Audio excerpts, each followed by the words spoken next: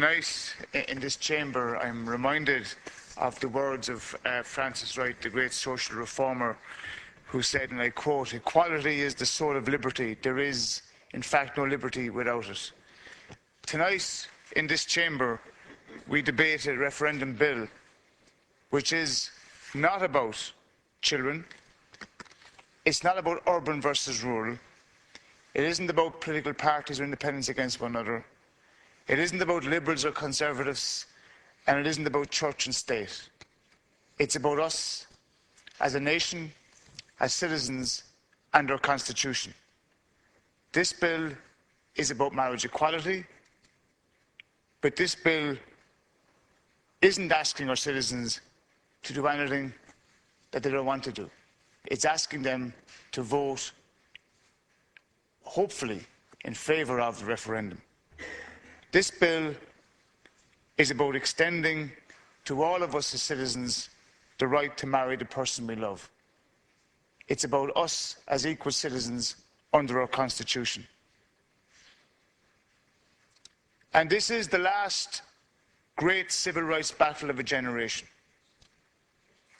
As many speakers have said, as we approach 2016 and the anniversary of that 1916 Rising, the words of our proclamation, as has been quoted tonight in this chamber, ring true, of cherishing all of our children equally.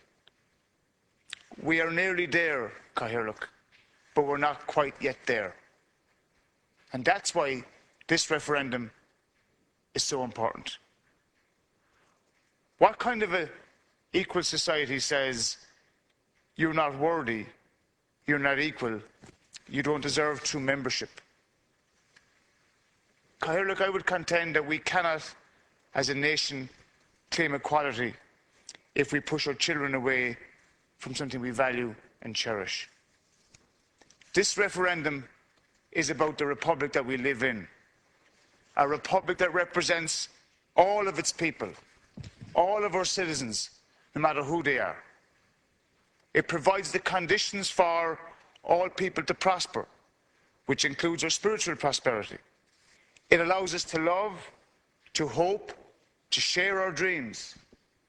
A republic grants equal status to everyone, regardless of our race, of our creed, of our culture, of our language, of our social status, of our family status, or of our sexual orientation. This bill and the referendum to follow gives us an opportunity to reaffirm our republic, the republic. It allows us to recognise the rights of all of our citizens. Marriage is a long-regarded institution, and because it creates a bond between two people who want to live together in love, it creates stability for those people. It gives them recognition and confidence to be open about their relationships. And many of us, Cathaoirleach, have had the privilege of growing up in a household where there was that love, where there was that commitment. And I will contend, Cathaoirleach, that in this referendum, people will enter into different sideshows about family and children. But this referendum is about the rights of all of our people. There is no undermining of society, there is no undermining of family, there is no undermining of existing heterosexual marriage.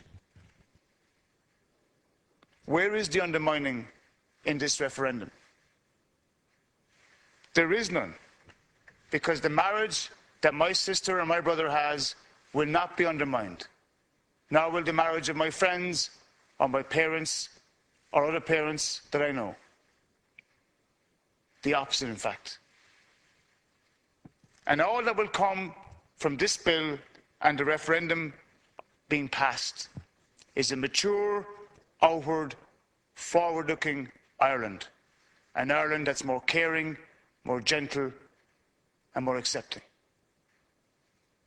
And that's why tonight we are taking another small step on the road to full equality, for all of our people.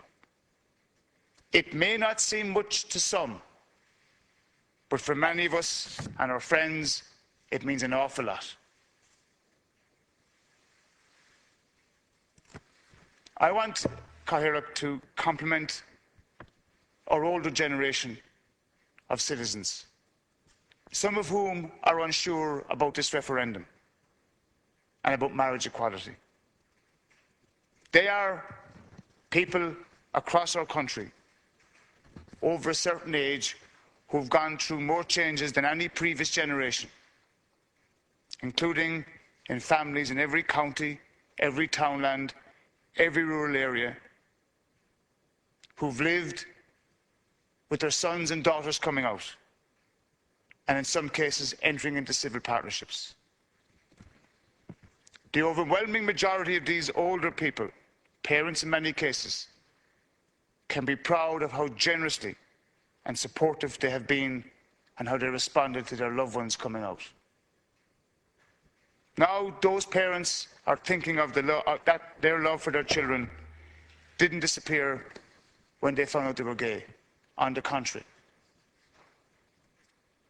So I would ask them tonight, why would they accept, and why should they accept, that their sons and daughters being excluded from something as precious as civil marriage?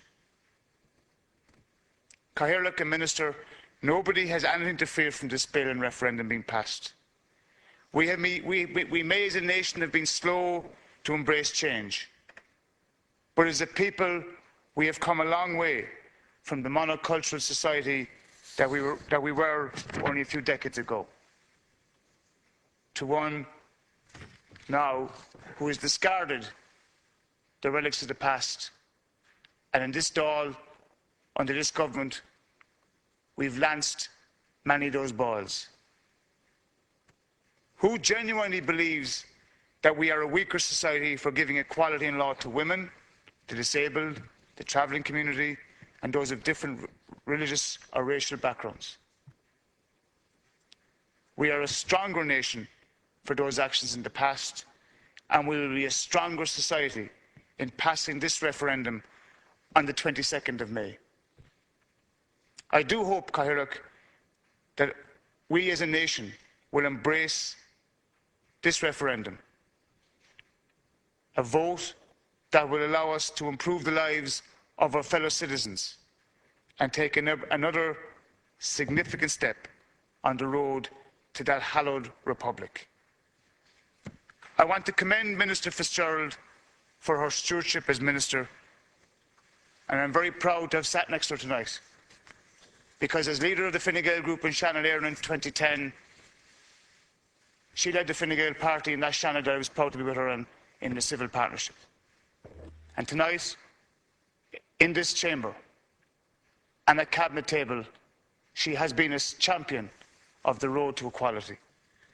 And I want to commend other people in my own party, people like Sheila Terry, Brian Hayes, Charlie Flanagan, Alan Shatter, for the work that we've done as a party in the 90s, in the 2000s. And I want to commend the men and women of Glen, of marriage equality, of LGBT Noise, who have worked tirelessly to ensure that this referendum will come to the people in a vote. And can I conclude, Cathaoirleach, to the younger generation who will have an opportunity to vote in this referendum. It is a once-in-a-lifetime opportunity for them to have their vote heard and to make real change.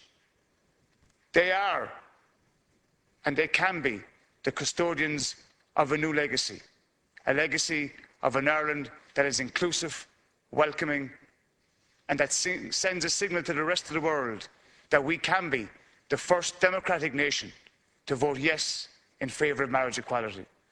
I'm very proud to be a member of this government and of this parliament, of this House of Oireachtas. I hope the Irish people will, in their hundreds of thousands, vote in a plurality in this referendum. This is about the lives of all of us as citizens. It is about the future. It is about a new republic where we are all equal, cherished under our constitution as equal citizens. I commend the bill and I hope the people will vote yes. Gur Malgat.